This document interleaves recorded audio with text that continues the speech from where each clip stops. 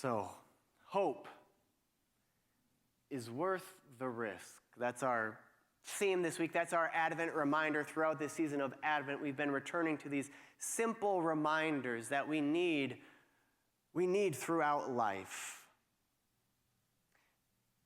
It might sound obvious on the surface, right? Like hope is worth the risk. But if we push a little deeper, I think it's clear why we need this reminder. And in fact, as I thought about it this week, I thought, maybe I actually might need to convince you of this. I might have to justify this one. Like not in the general or generic sense, right? We all believe in hope. We know we need hope. We're here looking for hope. But I do think that we need to be convinced that hope is worth it in the specific circumstances of our lives, in those moments that actually call us to hope, to choose hope, to act on hope. And in that sense, I think we might see something of our story. We might learn something about our God as we listen into that story of Mary and Joseph and their God. And as I invited us, as we hear it anew. You see, for hundreds of years, the people of Israel had been occupied and ruled over by foreign empires and dictators. From the Assyrians to the Babylonians to the Persians to the Greeks, and now at the time that Jesus is being born, the Romans. For hundreds of years, the people of God waited, longing for God to tear open the heavens, to shake the mountains, to overthrow their foreign oppressors and restore them to self-rule, free them from domination. For hundreds of years, the people of God birthed new generations into a harsh world. And through their groans, they cried out to be saved, to be liberated. They cried out for God to raise up from among them one like Moses, who would lead them on that journey from injustice and oppression to new life. And so the Christmas stories, they take us into this world, ruled by tyrants like Caesar Augustus in Rome, ruled by people like his proxy king Herod in Jerusalem, a world ruled by violent men and kept in order through military domination, a world where an elite class amassed unfathomable wealth while the masses were not guaranteed their daily bread. There's a reason that line exists in the Lord's Prayer. Right? These stories take us into a world, in some ways, not too unlike our own. And there we witness a people's collective groaning for new life through this particular story of a poor young Jewish girl named Miriam, who we call Mary, and her poor, not yet husband, Joseph, known to us as Joseph. And the Gospel of Matthew begins, now the birth of Yeshua, the anointed one, whose name, Jesus, means Creator sets free. It took place in this way. When his mother, Mary, had been engaged to Joseph, but before they lived together, she was found to be pregnant. Now, Mary would have been roughly 13 or 14 years old at this point, which is a common age for women to get married in this time due to life expectancy. And don't miss, again, the fact that she's pregnant outside of marriage. And don't let the fact that this story is in the Bible fool you into thinking that these people were not every bit as human as you and I, which is to say that Mary telling people, including Joseph, that her baby was from the Holy Spirit would have been met with as much skepticism as if she were a woman in her lot saying it today. Sure, Mary. And there were tragic consequences for women who were pregnant outside of marriage. You see, in her society, this would have brought an immense amount of shame on her entire family, not just herself. And when a shameful thing like this happened, the rest of society viewed you and anyone connected to you as effectively dead. Right? They shun you. No interactions, no talking, no support. You wouldn't be welcome at sites of worship, to trade goods, right? You're cut off, lest your shame infect them by association as well. And so in a world where belonging or not belonging was a matter of life and death, of survival, in order to avoid that shame by association, families would have practiced what's been called honor killings. That is, you get rid of the individual that has brought shame upon the family in order for the whole family to not have to deal with being infected by their decisions and have to suffer the consequences as well. Right? This was the accepted way for the rest of the family to expunge themselves, separate themselves from you. This was the reality that Mary was choosing to live with when she said yes to God. This is the context in which Joseph finds out that she is pregnant. And of course, Joseph could have easily ended things hastily with Mary. He could have washed his hands of her. He could have handed her over to these larger cultural forces. Even more, the marriage process itself would have already included economic transactions between the families. And so Joseph could have not only cleared his name, at least for the most part, through a divorce, he also could have demanded compensation. In his righteous anger, he could have ensured that Mary, poor as she already was, truly suffered and paid for her sins. And no one would have batted an eye. But Joseph, being a righteous man, Matthew says, and not wanting to expose her to public disgrace, planned to divorce her quietly. But that wasn't enough for the God who wills liberation and life. And so having thought things through and decided on his course of action, Joseph tries to fall asleep. And after tossing and turning in bed as his mind races, flooded by the day's events, by all that might lie ahead, Joseph finally falls asleep. And in his dreams, a messenger of God appears to him and says, "Do not be afraid, Joseph. Take Mary as your wife. The child conceived in her is a gift from God, not a curse, not a stain. He shall liberate your people from sin, from all that brings death and destruction. Rather than shame, one day they shall look upon him and exclaim, 'God is surely with us.'"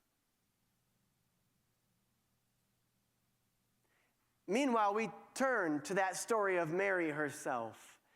Again, in the verses before the ones we read today, we hear God declare that Mary is God's favored one. Now, to be clear, this Mary is a far cry from the image that comes to mind for most of us. For most of us, Mary is some sort of pale-skinned, docile, sweetly compliant woman. Someone who is blindly obedient and easily submissive to God's will. And this is what makes her pure. She is uncomplicated, simply a willing but passive vessel for birthing the Messiah, a birth that is astonishingly imagined by theologians throughout the centuries, imagined to have been painless and without blood. And I have to say, this sterilized image of Mary and God and birth has more to do with the men whose weird imaginations formed them than it does with the biblical story and, of course, reality. Right? If we listen into the details of the story, what we find is a Mary who is not living outside of reality, who is not impossibly unlike any of us, but one who is so fully like us, like at least so many in our world, that it would shock us. You see, this Mary, whom God favors, whom God calls blessed, is a poor and powerless indigenous girl from a small backwater village living under Roman occupation. And when this messenger from God appears to her, rather than simple compliance, she begins with words of resistance. Excuse me? You're talking to me? And what's going to happen now? I'm pretty sure you've got the wrong person. Check your GPS. I think your signal is weak. You can't mean me. Right? And so throughout this back and forth dialogue that it's easy to miss as we read it today, separated from the culture and the language, it's easy to miss that Mary is speaking a persistent concern and need. And it's only after all of this back and forth dialogue, that Mary does in fact consent. That she does offer her yes. She chooses of her own accord to partner with God in this way. Okay, she says. I'll do it. Let it be with me as you have said. And knowing what we know now about what comes next, we can perhaps more fully appreciate the weight of her yes. What it is that she is consenting to, and the strength and the courage and the resolve that it would have taken for her to live out. Even more, in her famous Magnificat, she dares to insist to the world that what God is doing in and through her is part and parcel of this larger plan of redemption for the whole world. That this is a God of life-altering reversals, a God who dramatically inverts the world and its power structures, its death-dealing cultural attitudes and its value systems that dehumanize people who are already vulnerable. What her story reveals, she declares in her song, is that this God who chooses her topples unjust rulers from their thrones and raises up marginalized people like her. This God chooses to send away empty the rich who hoard their wealth while the masses struggle to survive. This God chooses to feed the hungry and the houseless and give good things to the poor. You see, this Mary understands that the personal is political because of how it manifests in her body and in her life. Her well-being, her flourishing, she knows, is inextricably connected to the outcomes that these systems and these rulers produce. Which brings me back to this reminder that hope is worth the risk. Because here's the thing, when Joseph wakes up from his dream, the situation is still what it was when he went to sleep. And the moment Mary finishes her wild singing and dancing, the world is still as it was when she began. Right? The tyrants are still on their thrones, and the two of them are surely on their own. Is moving forward in hope worth the risk? When you bear the scars from the body blows of life, of this world, like Mary and Joseph did, from oppression, from rejection, from trust that's been broken time and time again, hope feels scary, doesn't it? It feels too vulnerable, too risky, too unrealistic. And the more we hope, the more it can feel like we're just setting ourselves up for disappointment. Cynicism can feel much safer. It can feel much safer to turn inward, to say, you know what, we got burned last time, so maybe we'll just not let ourselves be vulnerable again. We won't reach out. We won't put ourselves in a situation where we could be rejected or hurt again. Right? It can feel safer to harden ourselves, to build walls around our hearts. I know. This would have been easy for Mary and Joseph too. But these acts of hopelessness cut us off from what it means to be human, and in time, they lead us to become a shadow of who we once were and who God created us to be. Cynicism doesn't change the world for the better, as easy as it is to choose. Hope does. You see, to risk moving in the other direction, toward hope, is to be rooted in and propelled toward God's life-giving presence and topsy-turvy redemption plan for all creation. It is a discipline. It is a commitment to moving toward life, toward that which nurtures and sustains life, even in the face of the challenges of our immediate circumstances. Hope is not like optimism, which is sort of tied to things like, things getting easier, merely tied to instant gratification or the comfort of getting what we want. That's when we're optimistic, right? But hope, as Kayla Craig says in her commentary in those devotionals in the back, hope challenges us to declare that it can be better, that we deserve life, that there is still life out there for us, and then it empowers us to make it so, even when the journey is difficult. There might not be instant gratification, and it might not be comfortable. In fact, it probably won't. Like for Joseph, to engage in a radical act of hope is to trust and embrace the divine assurance in his dream and to stay by Mary's side rather than subject her to larger death-dealing cultural forces. That is a radical act of hope. For Joseph, hope involved the risk of sacrificing his personal gain in order to take on her shame so that they could find a way forward together.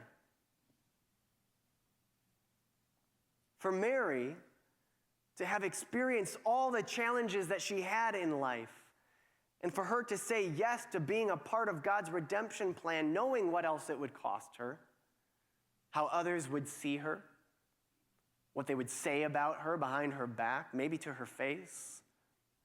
For her to reject cynicism, refuse to play small, to shrink herself in fear, and instead insist on her God-given dignity.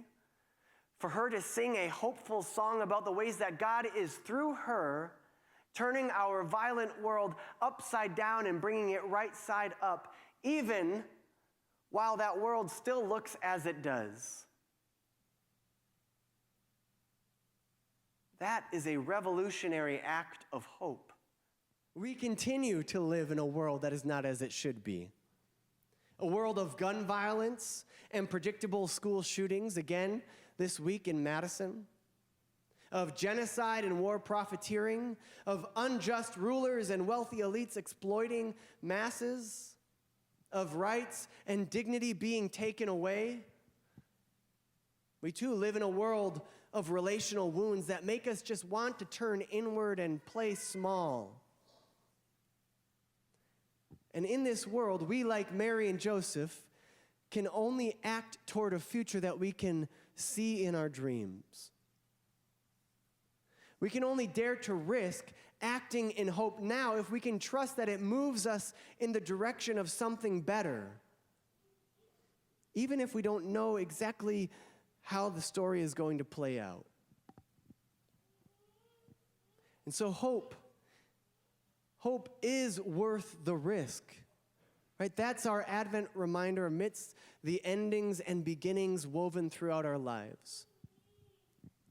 The question is, how can you, like Joseph, use your influence to protect and uplift? How can you, like Mary, voice a hope that challenges the status quo and sings of a reality where justice and mercy reign? How are you being called, being inspired, being provoked to move toward hope, to embody hope in these uncertain times? May God give you the courage to do so. for your healing and flourishing, for the healing and flourishing of all creation. Amen.